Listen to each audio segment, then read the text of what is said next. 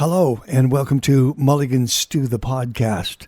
For those of you who are not Canadian and listening to this podcast, the most legendary band in all of Canada were the Tragically Hip from Kingston, Ontario. They grew up together. The same band members played together from the first day to the last day. Our guest is author Michael Barclay, and his book is called The Never-Ending Present, The Story of Gord Downie and the Tragically Hip. And his previous book was called Have Not Been the Same, The Can Rock Renaissance, 1985 through 1995. And he is admitted that he's not exactly the world's biggest hip fan. He was a fan at times, and at other times he just passed on them because he couldn't hear himself in their music. But when the band announced, after Labor Day 2016, that Gord Downie had terminal cancer, but would tour and release an album at the same time, that's when the story really started for him. And he followed the tour. He talked to the guys. It was an unauthorized autobiography. The Tragically Hip were a notoriously insular band. They weren't chatty, let's put it that way, but they were great people. We couldn't possibly cover everything Michael wrote about and the band lived in the book, but we're going to do our best. If you're a hip fan, I hope you like what you hear. If you've never heard of the Tragically Hip, if you're too young to have heard of the Tragically Hip, or you're from another part of the planet, just know there has never been a band quite like the Tragically Hip. Welcome aboard. Hello, Michael. Hello, sir. How are you today? Very well. What kind of... listen, I know how books can invade your psyche. What did it ask of you to go on this journey, which you knew, and to write the book and live it and relive all of those moments again? It was a journey, to be sure. It was the cold professional answer is that I didn't do any other work while I worked on this. I don't think I could, just both for my mental space, my brain, but emotionally as well. It's not something you want to relegate to something else you happen to be doing in your life. So I researched it for 3 months, wrote it in 4 months, and spent a couple months making it better. And those were all months when Gord Downie was still alive.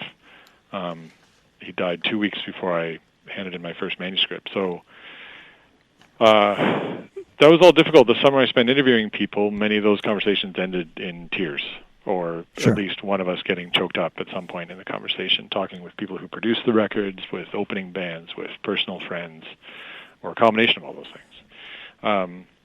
And that was hard to do.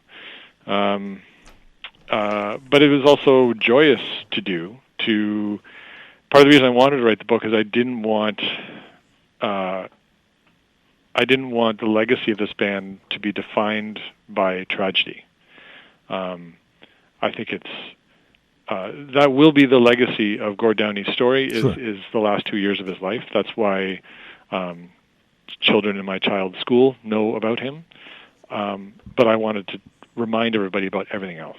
This wasn't just a random rock star who faded away publicly in unprecedented ways in international showbiz history, by the way.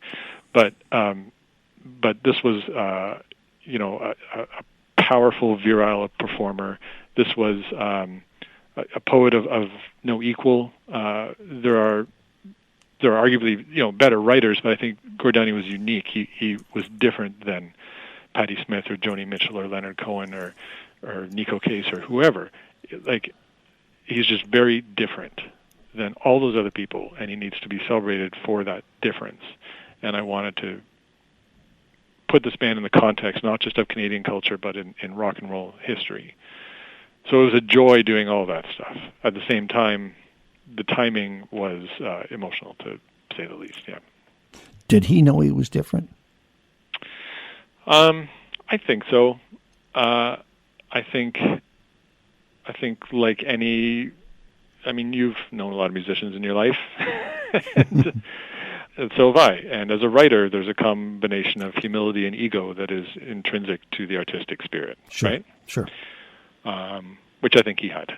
I think he knew that he had a great gift. He certainly knew how to wield it. At the same time, there was very much a small-town Canadian humility of not wanting to be above other people, I don't think he saw music as a competition, and I've certainly known bands who do view it that way. I don't think he did, and that's evidenced in his altruism toward opening acts, and in the entire Tragically Hip's operation, the way they treated their crew and everybody who worked with them.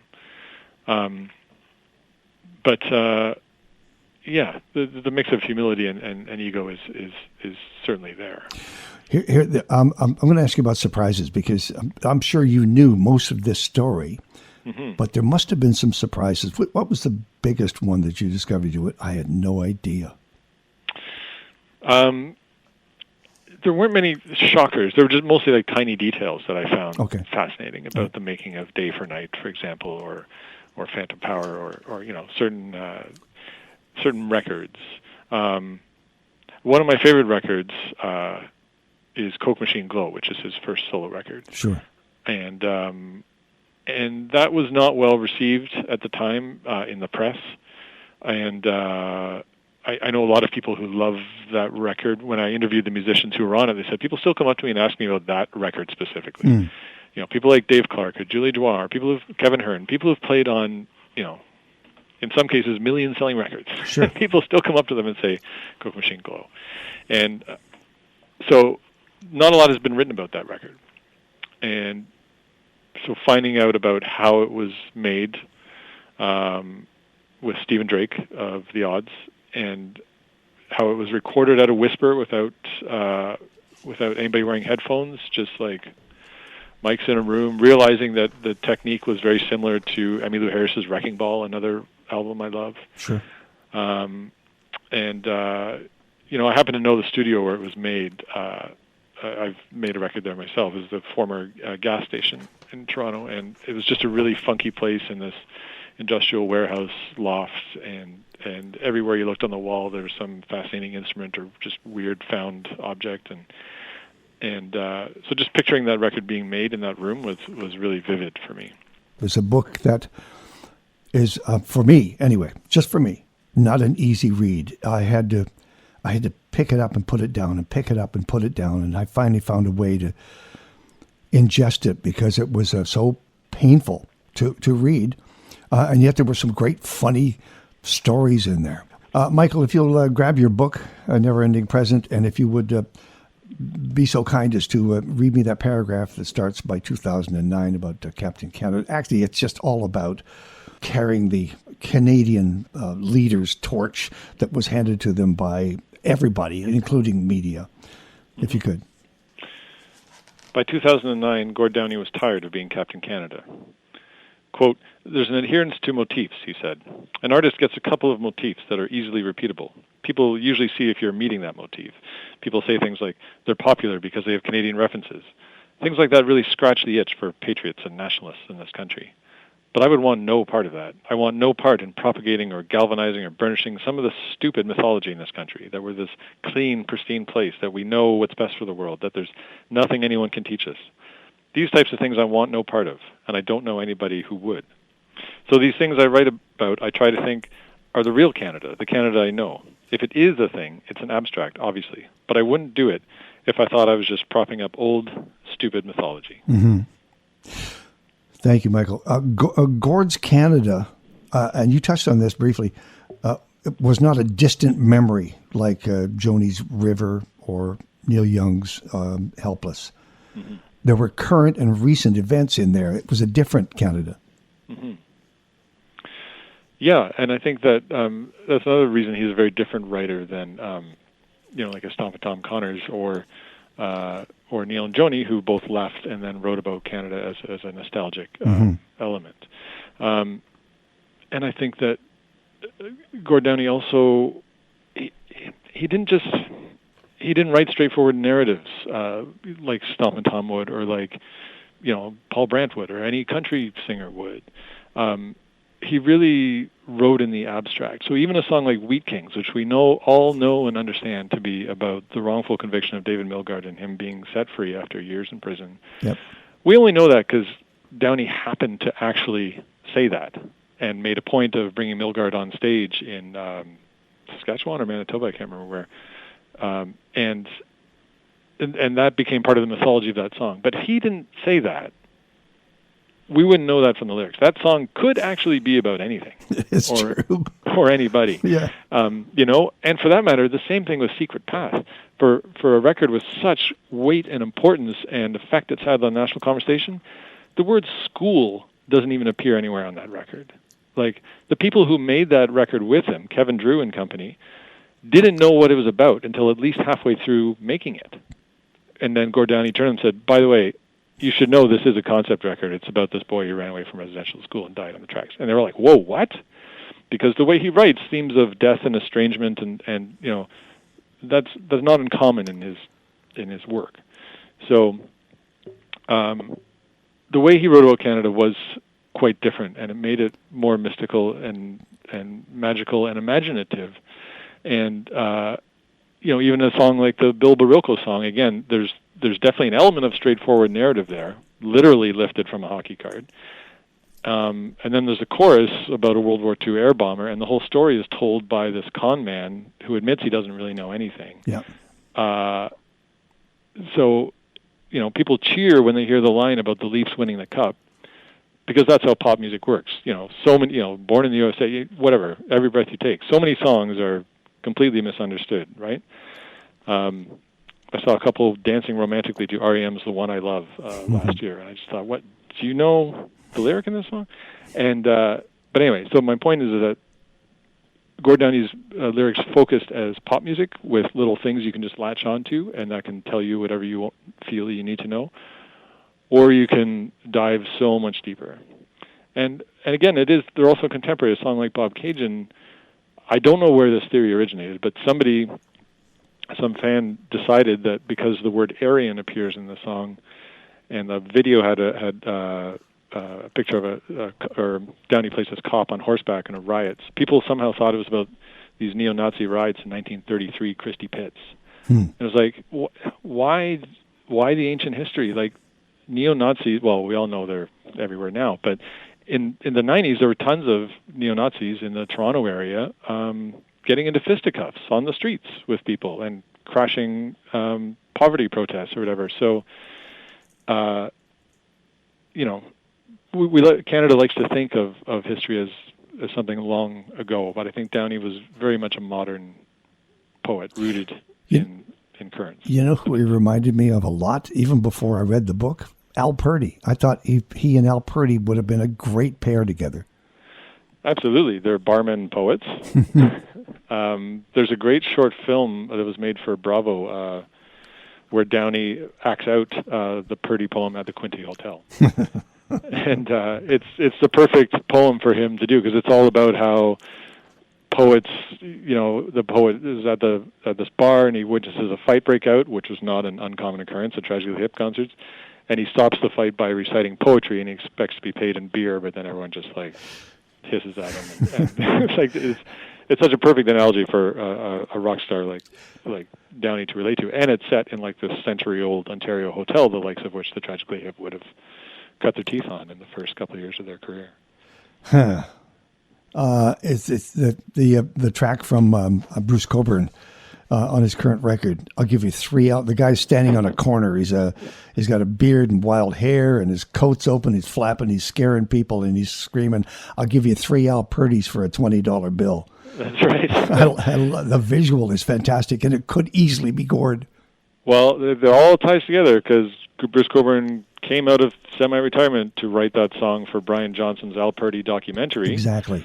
A documentary that features Downie reading at Kerner Hall in Toronto, reading an Al Purdy poem. What goes around comes around.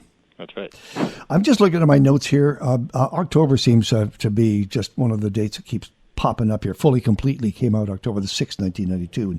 And I think Gord lost his dad in October. There's lots of dates, actually. Late October, yeah. But I'm looking at the basement. I'm looking at the ground structural floor of this entire career, the band's career. Up to here, Road Apples, the song Fireworks, A Day for Night. It was, for some of us, a blur. It was just incredibly a creative time for them. They couldn't possibly maintain that. But I think that's where the basis for all the fan adulation came from, those albums. Yep. And what I wanted to do with this book, though, is I thought I wanted to write the book that I wanted to read. Yeah. And I felt like if somebody else wrote this book, they would focus just on those first big 4 or 5 records and then kind of trail off. Mm-hmm. And that's great, but there's lots of amazing work done in the latter half of this band's career. And as a now older person, I don't know, I'm 47. Okay. So I co-wrote a book 15 years ago called Have Not Been the Same about Canadian musicians between 85 and 95, people like Junior Gone Wild and Slow and Fit 440 and Grapes of Wrath and Katie Lang. Slow. That's right. And so, but now that I'm in my mid-40s, I'm kind of fascinated, like, what do you do after the well hasn't dried up, but your new songs are not being played on radio, you're kind of playing to the diehards, most of whom would be more than happy if you only ever played your first 2 or 3 records straight through all the time. How do you maintain that? And how do you challenge yourself? And Gord Downie, as a performer, went through various stages. In the beginning, he would improvise a lot in the middle of songs. He became known for his so-called rants. And then around 2000 or so, he started working with Andrea Nan, who's this choreographer in Toronto, wife of Andy Mays of the Skydiggers. And he really started becoming more of a dancer. And again, not in the James Brown or Prince sense, but just as someone expressing himself through movement, and he kind of stopped doing the rants, if you will. And that was in full evidence right down to the final moments of the last show of the final tour. And then he also started putting out solo records, which the rest of the band didn't like, until eventually they all started putting out their own as well.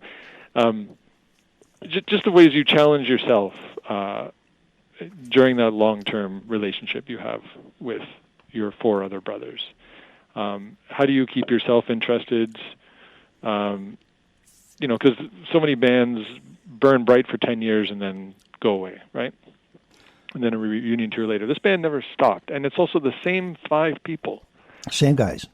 Same guys you hear on the very first record who played the last show.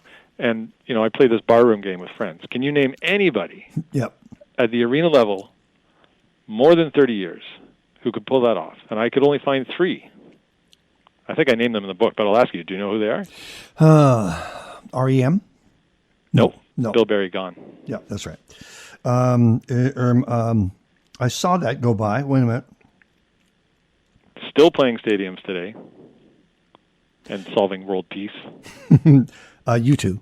U2 is one. Radio had recently passed the mark. Okay.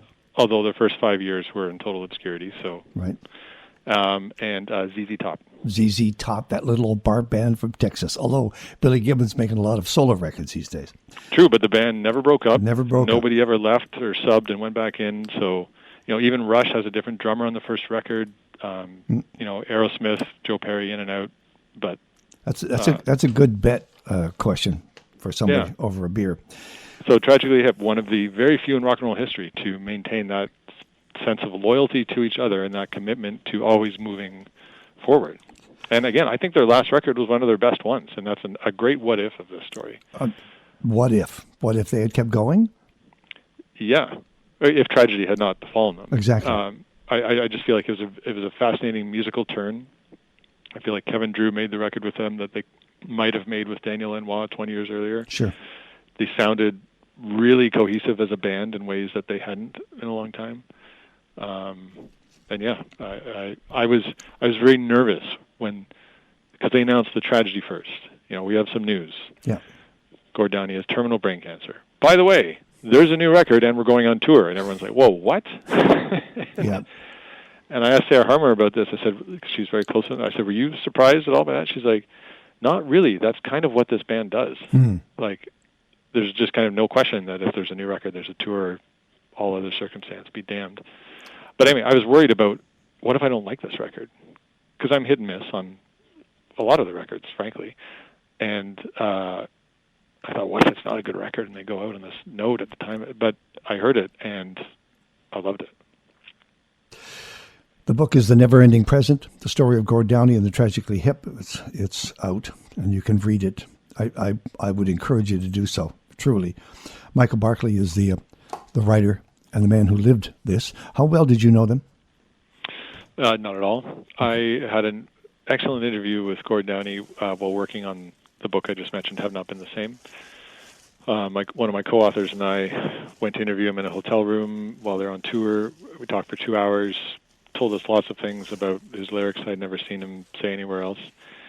He wrote the foreword to that book in the form of a poem, so we had some correspondence around that time. And I had a couple other interviews with him that were not as substantive, and a couple social encounters. We have many mutual friends, Canadian music being what it is. And the rest of them I've never met. Okay. So I was not personally close with them. I've realized I knew all about Another Roadside Attraction, but I had forgotten my role in it. What was your role? Well, I was shooting because I was the Western correspondent for, and I was the only guy out on the coast for Much Music. Yeah. And Peter Garrett and I hooked up from Midnight Oil. Right. And I know that he and Gord bonded, but Garrett was amazing in that he put on our microphone, a wireless microphone, and then jumped into a week of conflict and yelling and screaming and hard and punches and whatever. But in the middle of all of it, he would. We're talking about Claycott Sound. Claycott Sound, and the clear cut. And he would look over at me and he didn't have to ask the question. He said, "Are you shooting? And do you want my mic on?" This is in the middle of all of this. He was constantly looking at it for the camera and making sure that we were shooting and his mic was on. Right. So there was a guy that was very much like Gord in one respect, and that is totally focused on what he was doing, even though, and you deal with this on stage in Toronto, and it caused me to read it over and over and over again about Him Here Now. You're saying, you're actually breaking down that moment and saying, is he with us? Has he gone to another plane? How is he delivering this? Is this method acting? Can you just explain that moment? So there's a moment, it happened at the final show as well, but there was a moment at one of the 3 Toronto shows where he's performing Grace 2, and the final lyric in Grace 2 sounds improvised, but it's actually part of the lyric. It's the 3 words, Him, Here, Now. Yes. Each a question. And nobody knows what that song is about. Again, lots of theories. Downie never talked about it specifically. But the general consensus is something bad is going down in that song. And the implication at the end is that someone is getting killed. Him, here, now, like you want me to do this now? Or, So he's performing this on stage in Toronto, and he's screaming each of those words repeatedly. Now, a lot of people had not seen the Tragically Hip in many years, so many people immediately assumed that this was Gord enacting his grief, looking really pained while screaming, like in physical anguish. And this was kind of the moment a lot of people were waiting for, this sign of vulnerability. Everybody walked into that show cognizant of the fact that the singer might have a brain seizure and die on stage. Like, that was the tight wire act at every single show. I mean, he had a pass from his doctor, so there was a vote of confidence there, but it's not an easy thing. So there's this weight over the whole show, and at that moment in the song, he does this, and people see it as this, and he also appears to be like weeping, and then the band is kind of jamming as they usually do at the end of that song, and Gord Downie has this little moment, and then, but then, as I note, the band winds down the song. You see Downie suddenly stand up straight, walk to the back of the stage, pick up his microphone stand, pick it up, and as the band prepares to hit their final note, boom, on the beat, puts it down to the front and says, "Thank you very much," in an entirely composed voice. Wow. And it's like, well, what did just happen there? Now, I had a great conversation with Patrick Finn of the University of Calgary, who will be interviewing me on stage at the National Music Centre on October 27th at 1 p.m. And he said, He's a huge fan, and he teaches drama and performance and movement and English at Calgary. And he said, if I'm doing a play and there's a really traumatic scene, let's say it's a suicide, and the person playing the role has personal experience with suicidal trauma in their family, and they're going into this scene, and they know that they will feel something when it comes to this. Now, they have to. If you realize it's acting, they have to know how to get out of it. So there's some nights when they'll feel it a little bit, and they'll bring that to the performance, and they know how to get out of it. And some nights they'll bring a lot of it, and some nights, holy cow, are they ever going to feel it a lot? But again, every time they know how to get out of it because they're a professional.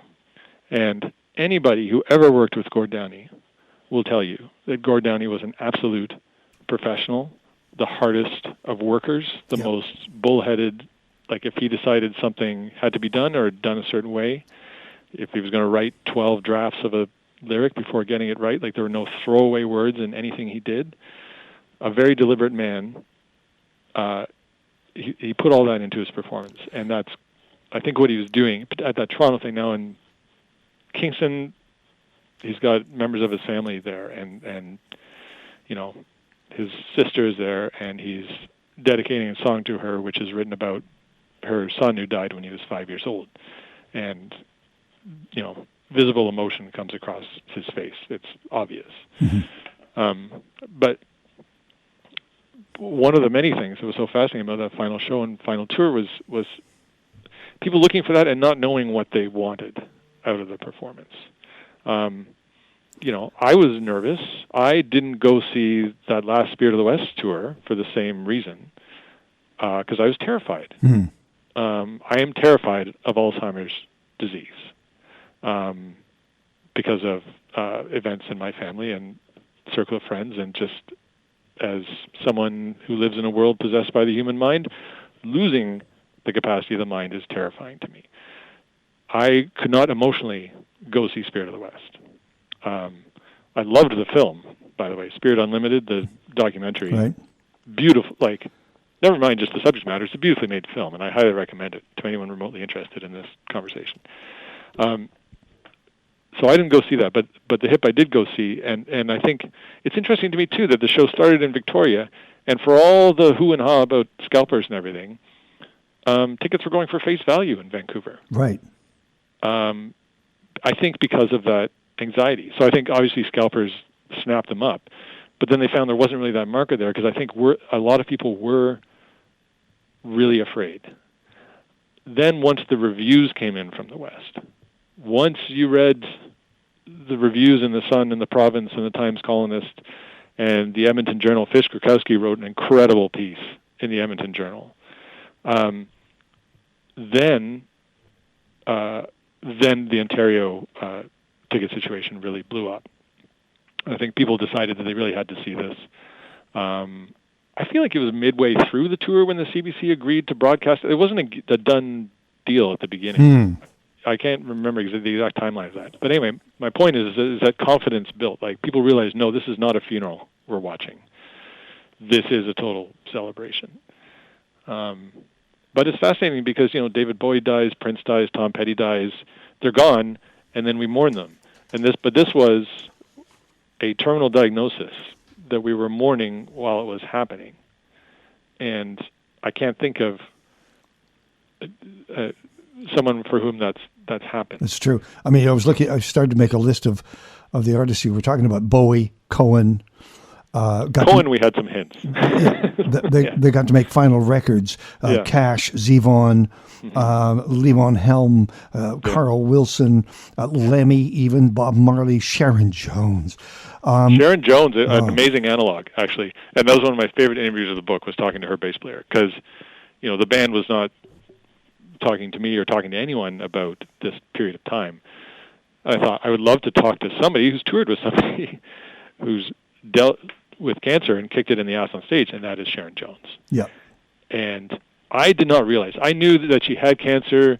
She delayed the release of an album, and then came out and toured, and that then it came back around the same time the documentary about her came out. I didn't realize that she had continued to tour while doing chemotherapy. Exactly. So she is actually the only analog, and coincidentally enough, simultaneous analog to do this while Downie is also doing it. And talking to her bass player, Gabe Roth, he said, she would be pretty weak before going on stage, and then she would go on stage, and then totally, boom, yep, showwoman, yep. Selling the sizzle like she never has in 20 years. There was nothing less than 100% once she got on stage. And then when she got off, oxygen mask, hunched over, crippled. Yeah. He said it was incredible. And so I put that story in the book because just more metaphorically, because we don't know, because no one in the tight camp is talking about this. It's still quite raw, I imagine. But if we look at Sharon Jones, I can only imagine there's probably a similar thing there. And many performers will tell you, even if you have a common cold, the adrenaline of being on stage can help you get through that. Then you get off stage and you're wheezing, and I mean, imagine that 1,000-fold. Yeah. You also take me back to a story that I was well aware of, having known Kevin Hearn all these years, about beautiful man, about he and Lou Reed and Lou Reed's last couple of years, and how they needed each other. Actually, Lou Reed really appreciated Kevin leading the band for him. Yeah. And their first contact was back when Kevin Hearn was on death's door, and just after that, he made a record called H-Wing with several songs about his experience, and I think Lou Reed actually cold called him to say what a beautiful record. He said, "You've gone to a place very few people have gone. I really appreciate how you wrote this." And then within a couple of years, he hired him to be his band leader. And of course, he was battling cancer in his final years. And one of the last things Lou Reed ever played was a guitar solo on Kevin Hearn's most recent solo record that he played in the hospital bed, which is pretty incredible to me. Totally incredible. And also incredible, after Lou Reed died, Hearn invited Downie to be part of a Lou Reed tribute that the CBC recorded with Lou's band, as well as Andrew Whiteman and some Toronto horn players. But there's an incredible clip online of Gord Downie singing Lou Reed's "How Do You Think It Feels?" From Berlin. And it's, oh my God, it's a showstopper. Just full of horns, and watching it now with all the added weight of also losing Downie to cancer, it's a heavy thing to witness. I was going to ask you, this might be a journalistic side door for me. Sure. But I mean this totally. Mm-hmm. Is Gord's legacy on the hip? They're all tied together, but I'll say Gord. Is Gord's legacy the music and the person that he was, and all of the memories that he left the audience, or will the lasting legacy be Charlie Wenjack and the Truth and Reconciliation Commission? He himself would like it to be the Wenjack story, and I do think that he. I don't think it's an understatement to say he changed the conversation, because, as one Algonquin elder says in the book, white people are going to listen to white people. Yeah. And she says, if Gord Downie is going to be that white person, then that's fine with me, because it's true. There's, we're all affected by myopia, and there's a lot of uncomfortable things we don't want to know and we don't want to hear. By we, I'm talking about everybody, about everything.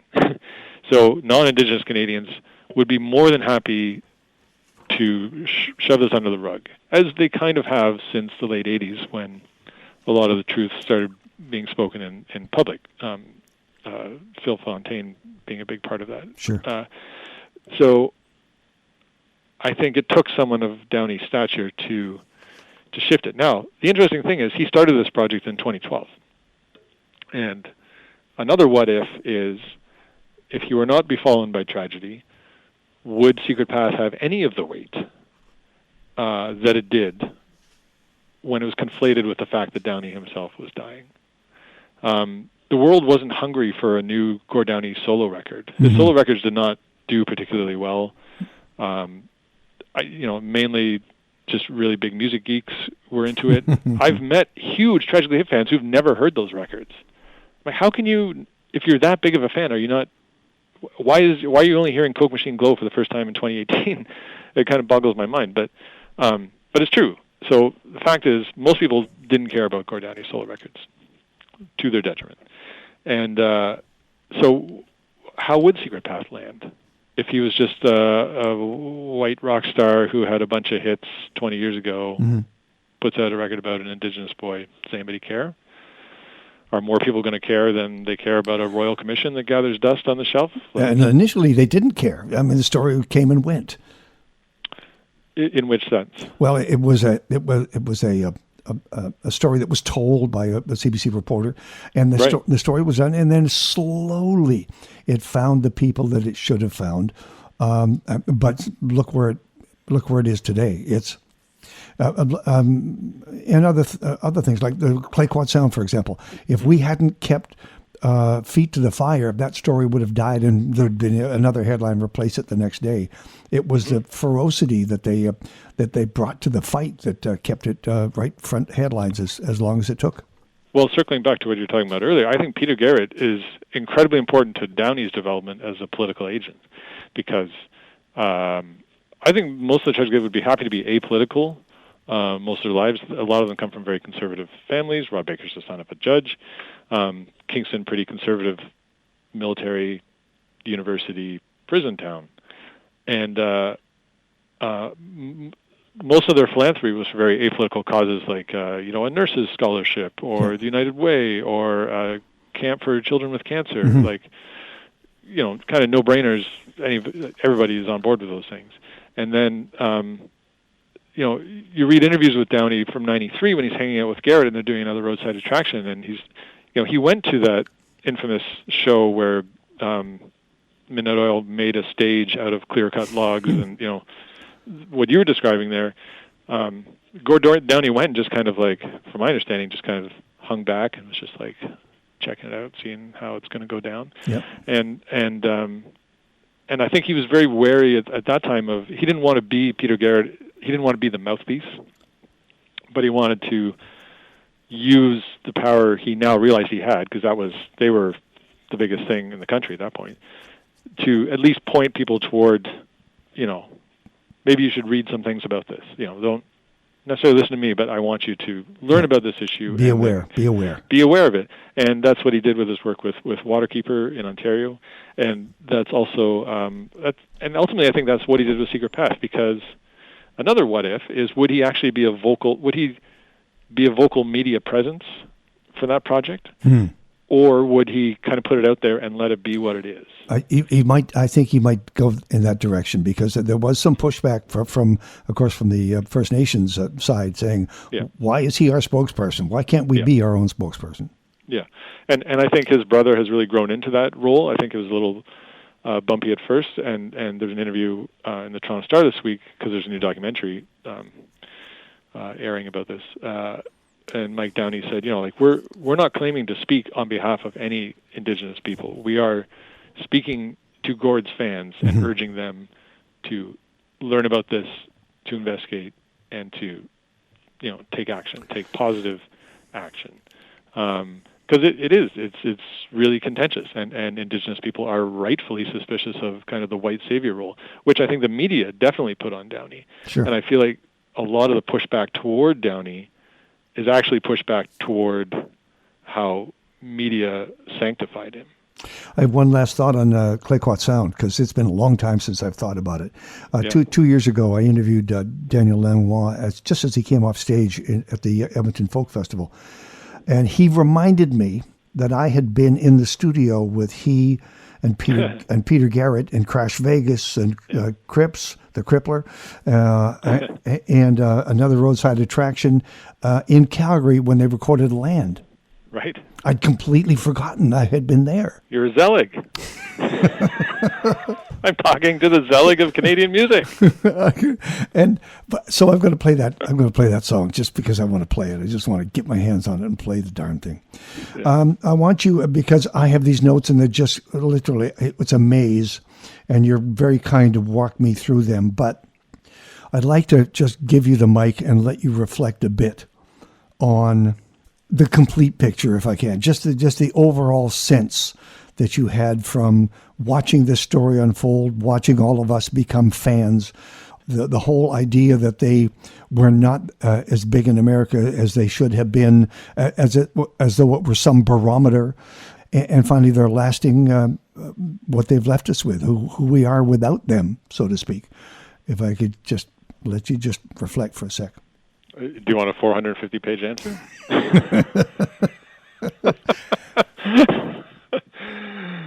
I've heard of double barrel questions, but that one takes the cake. Okay. Final thoughts. Final thoughts. To me, the greatest success of this book is that it has reached not just Tragically Hip fans who are learning things from this book or are remembering things they'd long since forgotten, or remembering bands like Crash Vegas they've long since forgotten and they shouldn't have, or forgotten stories from Canadian history they've forgotten about. But the most rewarding thing for me is that it's reached people who suddenly became aware of Gord Downie in 2016, whether they are parents whose children were big fans or whether they were children whose parents were big fans. Everyone was drawn to the Terry Fox narrative of this because cancer touches everyone in this country. Hopefully not personally, certainly in your family and your circle of friends. So that was the appeal of the story. But then they wanted to know more about, well, why this man? Why this band? What does this mean? And I wanted to remember not just a dying man committing an act of bravery with his band of brothers and then changing a national conversation on an original sin. Both very important things. But I also wanted to remember a virile performer at the height of his powers.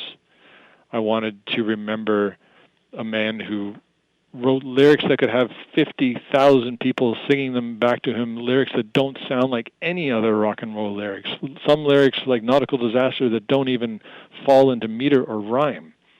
They're short stories. They're narratives that people memorize and sing back in unison, in community, which is fascinating to me. I wanted to remember all the different threads that this band touched on, from conservative politicians like Hugh Segal and Alan Gregg to figure skaters like Tessa Virtue and Scott Moyer and Kurt Browning, to hockey players, to Harry Sinden of the Boston Bruins, to Northrop Frye, to Drake, to Adam McGoyan, to Sarah Polley, to Spirit of the West, to Joel Plaskett, to Sam Roberts, from the Rheostatics to Effed Up and Feist.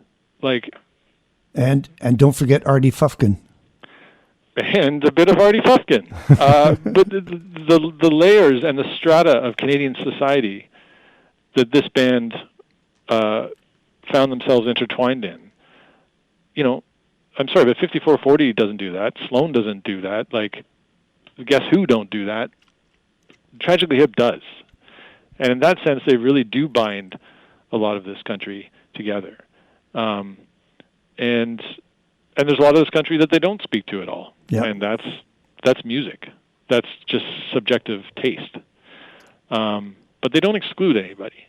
And I think this is not just the story of a band.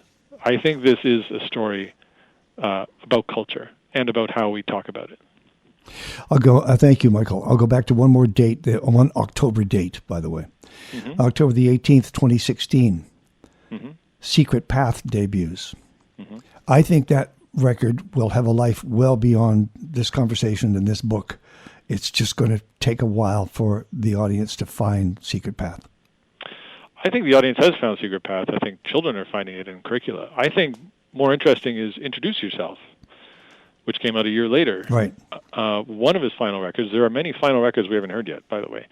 But the one that he wanted to release, one he was determined to finish while he was still alive and wanted to see released while he was still alive, and he missed it by a week. It's a series of love letters to people he loved. It's an incredible record. It's not as morbid as you think it's going to be, far from it. Yeah. It has some of his best vocal performances ever. It has some of his greatest melodies ever. Musically, I think it's a better record than Secret Path. I think he and Kevin Drew really clicked on Introduce Yourself. And I know a lot of people who could not listen to that record because it came out literally a week after he died. Yes. And it was far too raw for many people. And I feel like people are maybe just now getting around to listening to it. I've talked to Kevin Drew about it. He's like, he's incredibly proud of it. He's like, I wish people would actually hear that record. I mean, he owns the record label. He sees the streaming numbers, But Sure. he's like, people got to hear that record. I'm like, I know. It's great. It's really one of the best ones.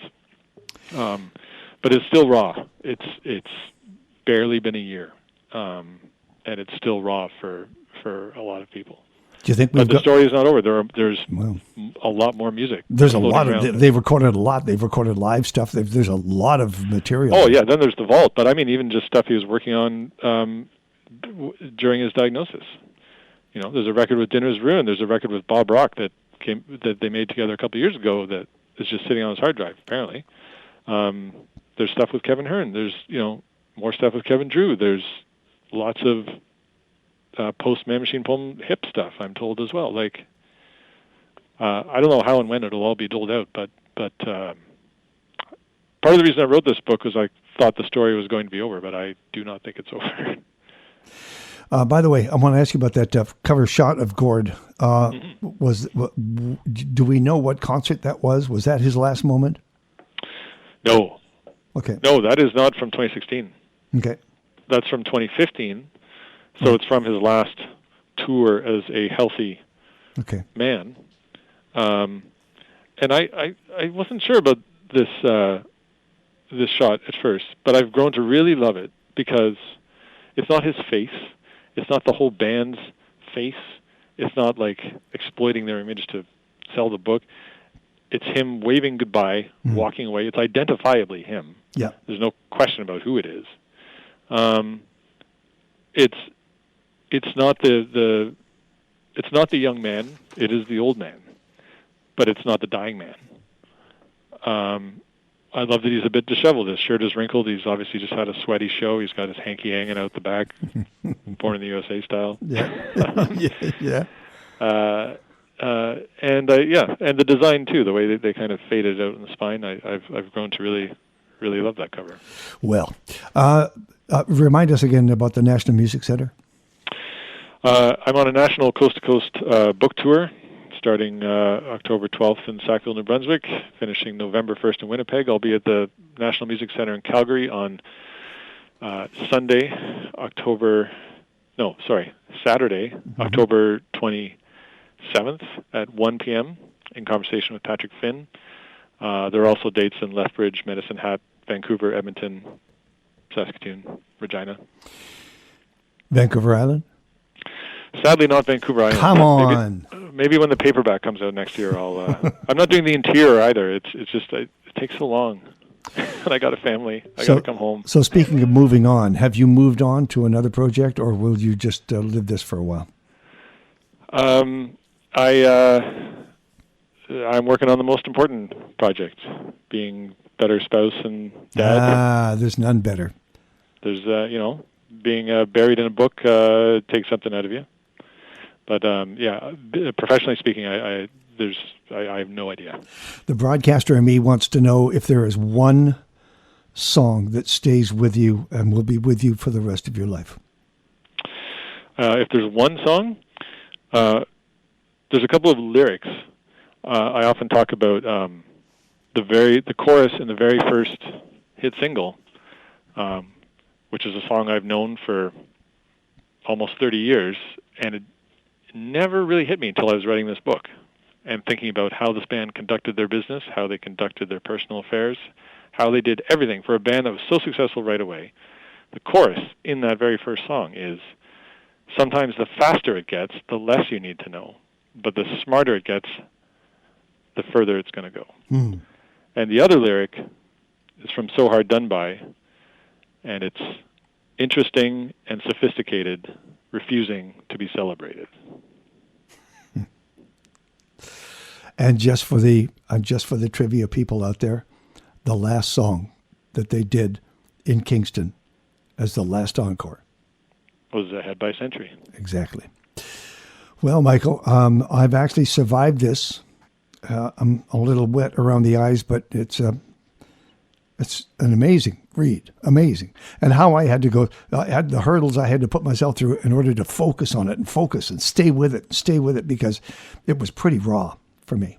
Why was it painful? I understand it's a sad ending. It's the loss. It's the loss of the music. It's the loss of the man. All those things. I'm sad to hear that the pain is. I would hope that 80% of the book would be joyous, but obviously it permeates through. Well, the more you knew him, I think the greater impact it has on you. I'm sure a lot of people who are mentioned in your book may go through this same thing.